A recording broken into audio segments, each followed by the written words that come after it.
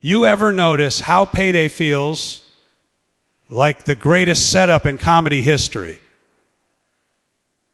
It's that glorious moment when you look at your bank account, and for the first time in weeks, there's actual money in it. You start planning your new life. Maybe a nice dinner, maybe some new shoes, maybe even saving a little because you're responsible now. You open your banking app and think, look at me, a financially stable adult. But that feeling doesn't last long, does it?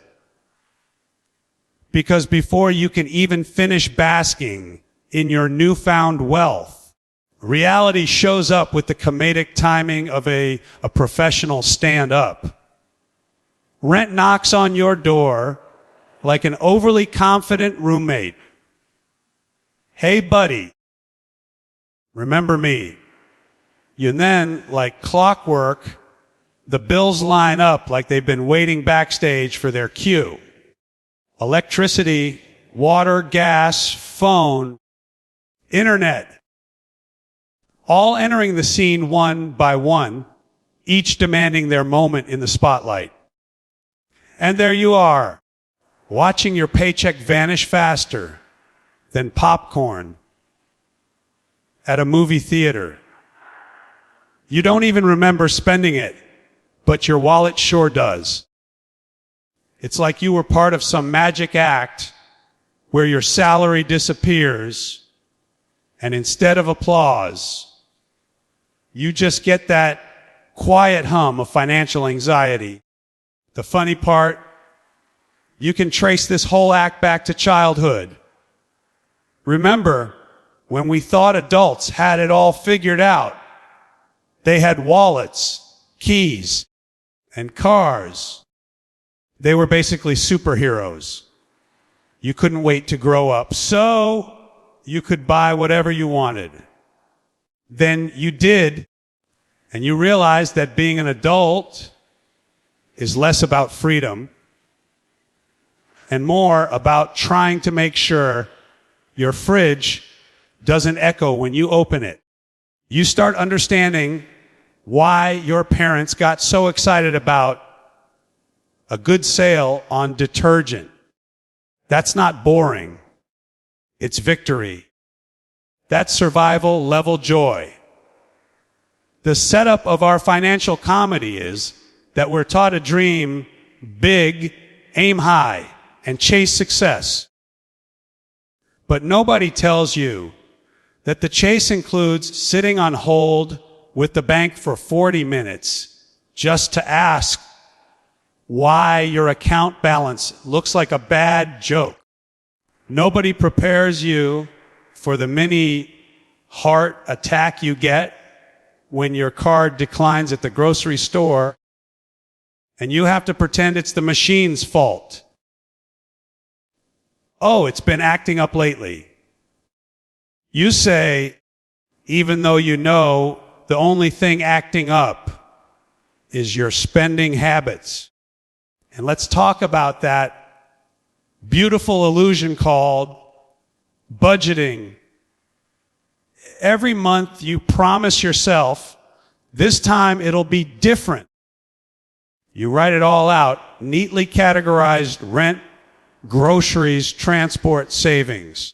But somewhere between groceries and transport, a wild coffee appears, and then a snack, and then that one thing on sale you didn't know you needed until it stared at you with those 30% off eyes.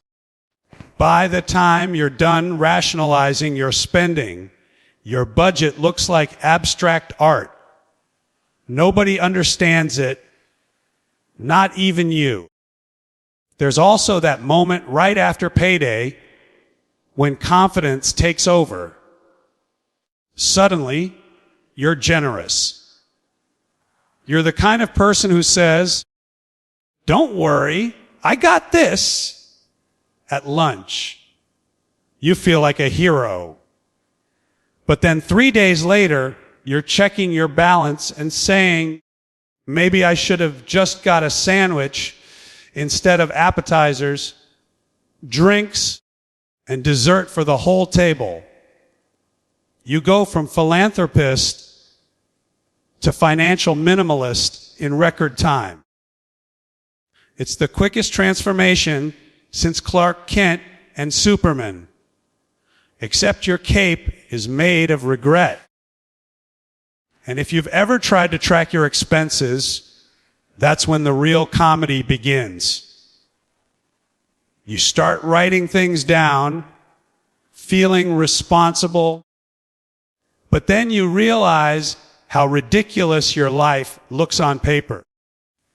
Why did I spend $20 on socks? A hoe spends $15 on a smoothie. Did I really buy a candle that smells like pine and hope? It's like looking at your diary and realizing your emotional state can be summarized as broke but optimistic. Of course, there's also that universal ritual of ATM withdrawals. You put your card in, type your PIN with the seriousness of a nuclear code, and hope the screen says something good. Then it spits out a number that makes you question all your life choices. You look around, pretending to count the cash like you're verifying a huge sum, but deep down, you're just wondering how something so small can represent so many hours of work. And that's the punchline. All that effort, all those late nights, all that stress, and somehow your wallet is lighter than ever. Let's not forget the comedy of unexpected expenses. Those moments when your car, your laptop, or your washing machine decides to quit out of pure spite. You weren't even thinking about buying anything new, but suddenly you're on your knees in an appliance store comparing prices, like your life depends on it. You start bargaining with yourself. Do I really need clean clothes this month? Maybe I can just rinse things in the sink for a while. And that's when you know adulthood has fully kicked in. When you start negotiating with household objects like they can hear you. There's a special kind of humor in how we try to act calm about all this. We tell ourselves, money isn't everything, but somehow it's everything we think about. It dictates what we eat, where we live, what we wear, and sometimes even how we feel about ourselves. But if you take a step back, it's kind of absurd. Pieces of paper, coins, and numbers on a screen control so much of our lives. And we just go along with it, pretending that's perfectly normal. And yet, despite all the absurdity, there's something comforting about the shared struggle. Everyone's wallet is its own little comedy show. Some days it's a romantic comedy, hopeful, light, full of dreams about saving up for that trip or that car. Other days, it's a slapstick routine. Bills flying, receipts crumpled, your credit card teetering on the edge of overdraft like it's about to take a dramatic fall. But it's a show we all know by heart, and somehow that shared laughter keeps us going. Because in the end, payday might be the setup, and the bills might be the punchline, but we're still the ones in the audience, finding the humor in it all. Maybe that's the trick. Maybe your wallet doesn't have to be a tragedy. It can be a comedy. One where you laugh a little, learn a little, and keep performing your best with whatever's left in the budget. Sometimes the best way to survive the setup is to laugh before the punchline lands.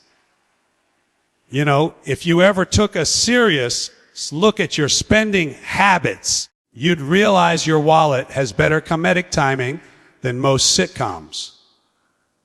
Every purchase is its own little joke, some subtle, some loud, but all of them delivered with perfect timing. You walk into a store just to look, and 5 minutes later you're carrying 2 bags, humming a happy tune, pretending it all makes sense. It's the kind of scene that deserves a laugh track. Because honestly, if you don't laugh at your spending, you might just cry at your bank balance. Take coffee, for example. Somewhere along the line, we collectively decided that it's normal to pay the price of a full meal for a cup of frothy optimism. You walk in, order something with a name that sounds more like a yoga pose than a beverage. I'll take a double caramel macchiato with soy milk and extra foam.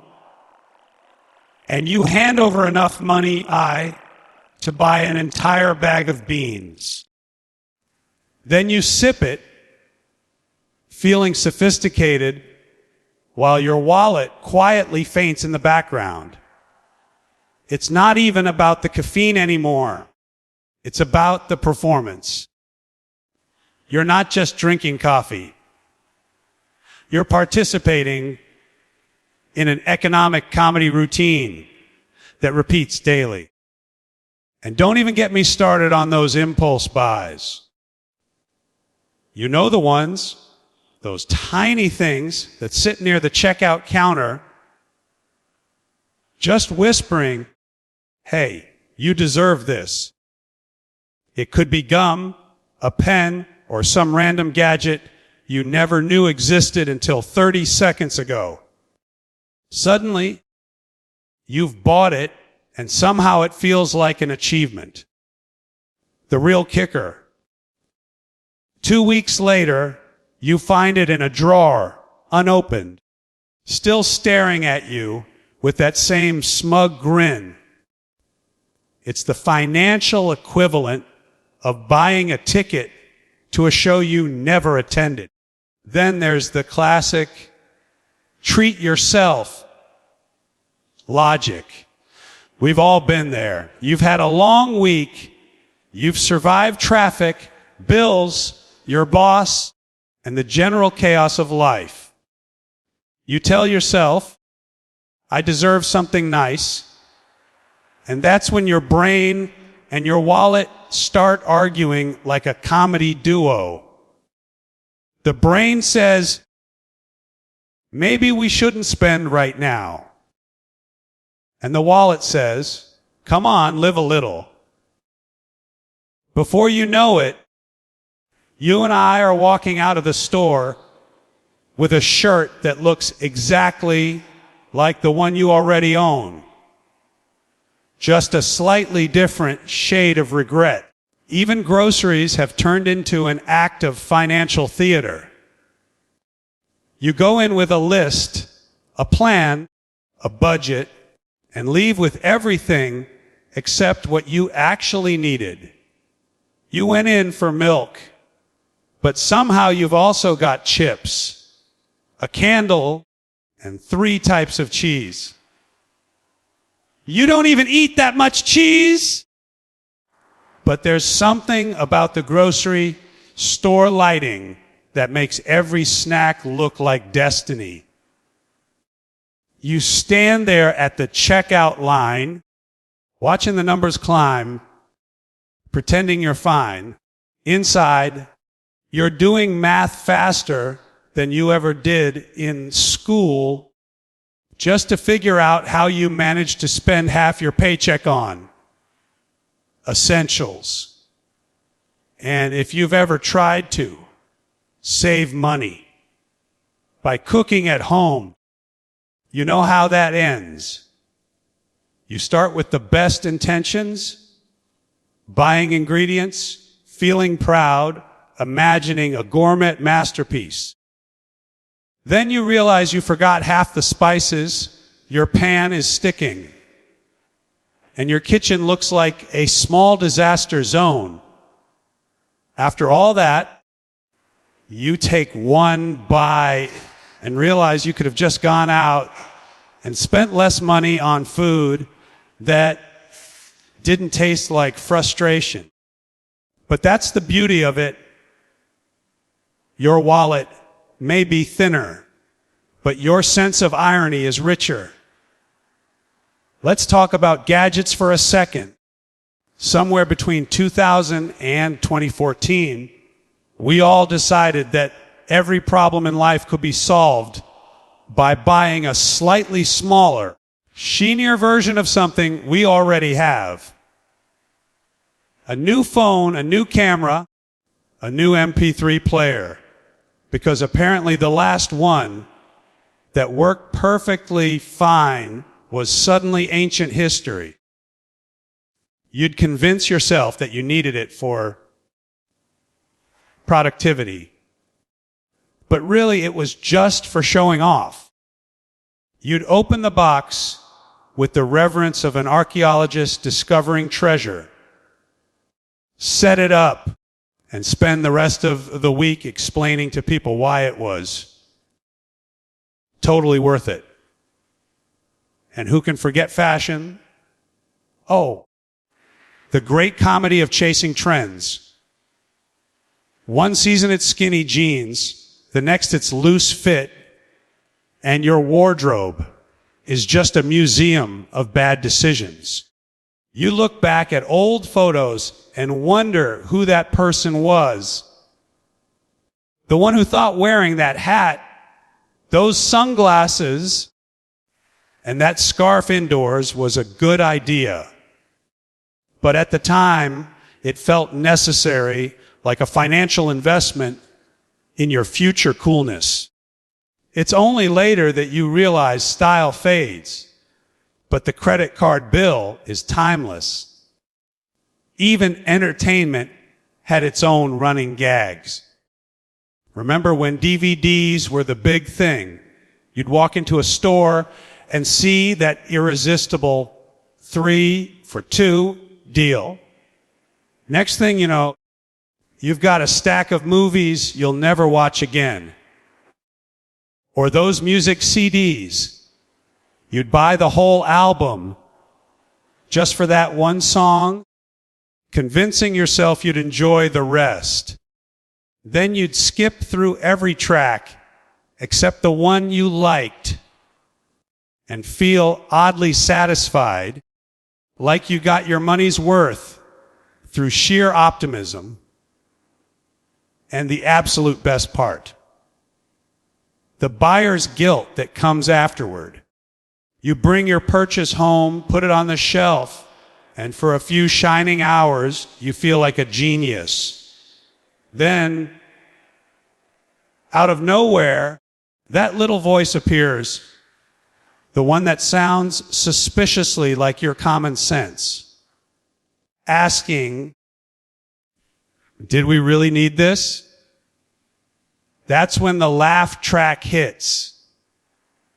You start rationalizing like a lawyer defending your own spending. It was on sale. You say, even though you know that saving 10% on something you didn't need isn't really saving at all, it's just a discount on denial. But maybe that's what makes it all so funny. Deep down, we all know the joke. We know we shouldn't buy things we can't afford, or spend money just to feel better, or think that happiness comes wrapped in a receipt. But we do it anyway because it's human. It's relatable. It's ridiculous. And somehow that's comforting, because no matter how responsible we try to be, there's always that little part of us that wants to swipe the card just one more time for the thrill, the convenience, or maybe just the story it'll make later. When you think about it, our spending habits are less about money and more about emotion. We buy to celebrate, to cope, to connect, to escape. Each purchase is a small performance, a scene in the ongoing sitcom of life where the audience is just us. And even though the ending is usually the same, an empty wallet and a full shopping bag, we still come back for the sequel. Maybe that's what makes it so entertaining, because while your bank account might not always be laughing, your sense of humor about it keeps you sane. You might not be able to control every expense, but at least you can control how you look at it. And when you start seeing your financial missteps as comedy instead of catastrophe, you realize that you're not just the punchline. You're also the storyteller.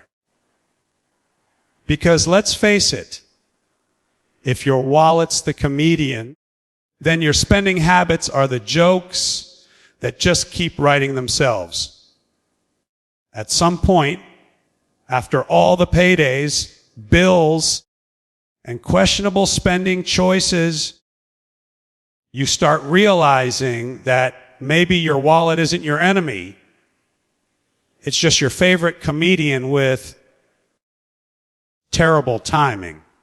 Because let's face it, life doesn't really give you a break from financial surprises. There's always something, a broken appliance, a last-minute gift, a forgotten fee, or that mysterious service charge that seems to appear out of thin air. It's almost impressive how consistently unpredictable it all is. And yet somehow, in the middle of the financial circus, the only thing that keeps us sane is the ability to laugh about it. You know that moment when you check your account balance, see a number so small, it looks like it's hiding from you. And instead of crying, you just laugh. That's not madness. That's mastery. It's the moment you realize that if you can't change it right now, you might as well find the humor in it. Because the truth is, your wallet isn't mocking you. It's teaching you comedic timing. It's teaching you how to take a deep breath, grin at the chaos, and keep moving forward with your dignity mostly intact. Think about it. Every financial disaster you've ever survived eventually became a story. That time your car broke down right after payday. That time you tried to save money by cooking at home and ended up ordering takeout anyway because the kitchen looked like a battlefield of spaghetti. That time you bought budget shoes that gave out in the rain, forcing you to squish home like an extra in a sad musical. At the time, it felt like the world was ending. But later, you laughed. You told the story. You probably even exaggerated it a bit to make it funnier. And that's the beautiful part. Comedy is how we heal from financial trauma. It's strange how quickly panic can turn into punchline once you're past the worst of it. You start to realize that being broke isn't always a tragedy. It's sometimes just a phase with great comedic potential. We've all had those creative budgeting moments where we stretch a few dollars like we're auditioning for a circus act. You look into your fridge and see half a tomato, some cheese, and 3 questionable eggs. And suddenly you're a chef on a cooking show called Survival Kitchen. You're narrating your meal prep to no one in particular. Tonight, we'll be making a dish called Whatever's Left. It's avant-garde. It's experimental, and it's edible. Even when life throws you the worst financial surprises, humor keeps you human. It reminds you that everyone, no matter how polished they look, has had their version of that. I can't believe this is happening. Moment, you see your friend with their nice car, their fancy bag, their confident smile, and then you find out they too are living on instant noodles until next payday. Suddenly, you feel less alone. Because laughter connects us, it's the sound of realizing we're all just doing our best to keep the lights on and the spirits up. And sometimes, laughter is the only luxury that doesn't cost a thing. You can be sitting there counting coins like you're preparing for a treasure hunt and still find something funny about it. Maybe it's the absurdity of it all. Maybe it's the way you promised yourself you'd stop buying little things. And now those little things have banded together to form a financial army. Or maybe it's just the realization that somehow, despite everything, you're still here.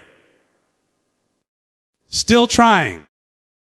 Still finding moments of joy in the middle of the mess. That's not failure. That's resilience dressed up as comedy. There's a special kind of strength that comes from being able to laugh at what used to scare you. When you can look back at the months you barely scraped through, the bills that made your heart race, and the mistakes that emptied your wallet, and still smile, that's growth. It's not denial, it's perspective. You've learned that no matter how bad things get, money problems don't define your worth. Your laughter does. Your ability to turn stress into stories and setbacks into punchlines says more about your spirit than any number on a bank statement ever could. You also start to notice that the less seriously you take money, the more wisely you handle it. Because panic and shame are terrible accountants, but humor keeps you calm enough to think straight. When you stop treating every financial hiccup like a tragedy, you make room for creative solutions. You stop saying, I'm doomed, and start saying, okay, how do I make this work? It's like telling your inner comedian to take the mic instead of your inner critic. One brings laughter and lightness. The other just makes you feel smaller.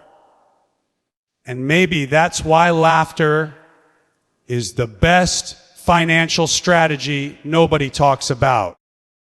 It doesn't increase your savings, but it sure helps you survive the journey. You start budgeting with a sense of humor. This is my rent fund. This is my food fund. And this is my, why did I think I could afford that? Fund. You stop beating yourself up for every misstep and start learning from them. You realize you don't need to be perfect. You just need to keep going and keep laughing. Because honestly, life's too short to be mad at your wallet all the time. Sometimes, the best thing you can do when your wallet feels empty is fill your spirit instead. Laugh with friends about shared financial struggles. Remember those times you thought you'd never make it through, and you did. Celebrate the fact that you're still standing, still trying, still finding reasons to smile, because money can come and go. But that sense of humor, that spark of joy, that refusal to let stress win, that's something no price tag can touch.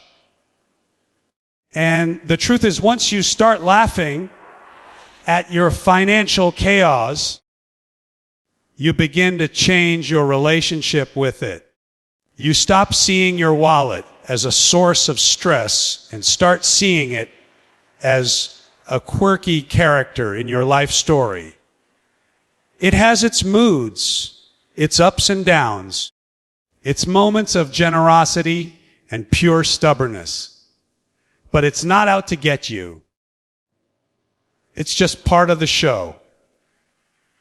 And like every great comedy, it's full of lessons, timing, and unexpected turns that somehow make the ending worthwhile. So maybe the real joke isn't that we're broke sometimes.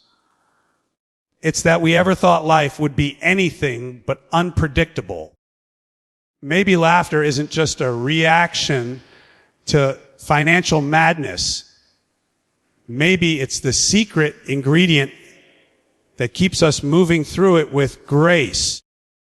Because when you can laugh at your wallet's antics, you've already won something far more valuable than money. Sometimes the richest thing you can do is smile at your empty wallet and say, "You got me this time."